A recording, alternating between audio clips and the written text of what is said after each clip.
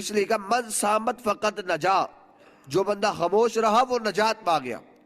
یہ حدیث ہے حضور صلی اللہ علیہ وسلم کی۔ ایک بادشاہ کے حوالے سے آتا ہے، وہ اس حدیث کو مانتا نہیں تھا، وہ کہتا تھا یہ کیسی بات ہے کہ خاموشی میں نجات ہے، یہ سمجھ نہیں آتی، حالانکہ بندہ بولے تو نجات ملتی ہے، خاموشی میں کیسے نجات ہو سکتی ہے۔ وہ شکار کے لیے ایک دن گیا، شکار میں جب جا رہا تھا تو جنگل میں شکار کر رہا تھا، اسے سارا دن کوئی شکار نہ ملا۔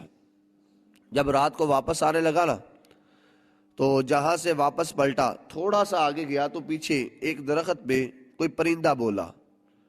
جب پرندہ بولا تو اس نے کیا کیا، پیچھے مڑ کر دوبارہ واپس گیا، اس پرندے کا اس نے شکار کر دیا۔ جب شکار کیا تو ساتھ یہ حضور صلی اللہ علیہ وسلم کی حدیث پڑھی، کہا من سامت فقط نجا، صدق رسول اللہ صلی اللہ علیہ وسلم، کہا حضور نے سچ فرمایا ہے، جو خاموش رہا وہ نجات پا گیا۔ اگر یہ خاموش رہتا پرندہ تو کبھی بھی یہ شکار نہ کیا جاتا، ہم وہاں سے پلٹ آئے تھے، اس نے اپنی دن میں بولا ہے تو ہمیں پتا چلا ہے یہاں پر شکار ہے تو ہم نے اس نے شکار کر لیا، اگر خاموش رہتا تو بچ جاتا۔